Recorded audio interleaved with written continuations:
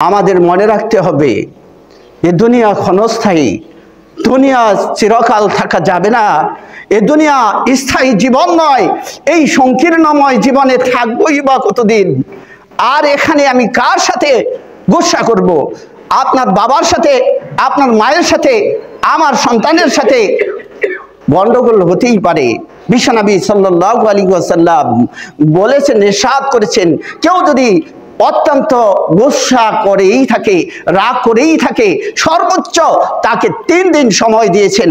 3 দিনের মধ্যে রাসূল বলছেন তাকে সংশোধিত হতে হবে। তাকে 3 দিনের মধ্যে 3 দিনের বেশি কথা বন্ধ করে থাকা যাবে না।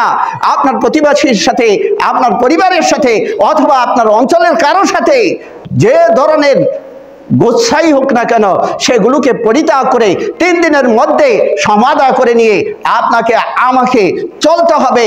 না হলে মুমিন থাকা যাবে না, ঈমানদার থাকা যাবে না, সে মুসলিম থাকতে পারে না। তার চরিত্রকে পরিবর্তন করতেই হবে। দিনী ভাইয়ের আমার, ইসলাম এমনিতে আসে নাই। এই পৃথিবীতে ইসলাম এসেছে অনেক ত্যাগ তিতিক্ষার মাধ্যমে। আর যারা সত্যিকার অর্থে মুসলিম, আর মুসলিমদের কথা বলতে গিয়ে আল্লাহ তাআলা ইরশাদ করেছেন যে মুমিন, প্রকৃত মুমিন তো তারাই যখন আল্লাহ তাআলার কোনো নিদর্শন তাদের কাছে আসে, তাদের হৃদয় কেঁপে ওঠে, মন বিগলিত হয়, আত্মা বিগলিত হয়। তারা আল্লাহর প্রেমে, তারা রাসূলের প্রেমে, আল্লাহ তাআলার জন্য তাদের মন একেবারে ব্যাকুল হয়ে ওঠে। এই সম্পর্কে সূরা আনফালের 1 থেকে 3 নম্বর আয়াত আমি তেলাওয়াত করেছি। কয়েকটি কথা এখানে আল্লাহ তাআলা বলছেন। আল্লাহ তাআলা বলেন, ইয়াসআলুনাকা আনিল আনফাল।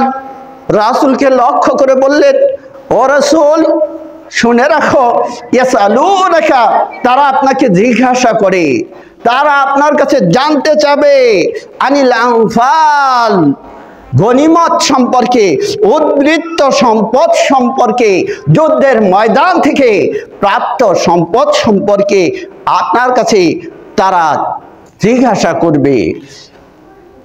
কুলিল আনফালু লিল্লাহি ওয়ার রাসূল। হে রাসূল, তুমি বলে দাও, কুল, তুমি বলো, আল আনফাল, যুদ্ধ লব্ধ সম্পদ, এটি লিল্লাহ, আল্লাহর জন্য, ওয়ার রাসূল, এবং রাসূলের জন্য। এরপরে আল্লাহ বললেন, ফাত্তাকুল্লাহ, তোমরা আল্লাহকে ভয় করো, ওয়া আসলিহু, এই যে কথাটা বলছিলাম, ওয়া আসলিহু, তোমরা তোমাদের পরস্পরের মাঝে সংশোধন করে নাও, সংশোধিত হয়ে যাও।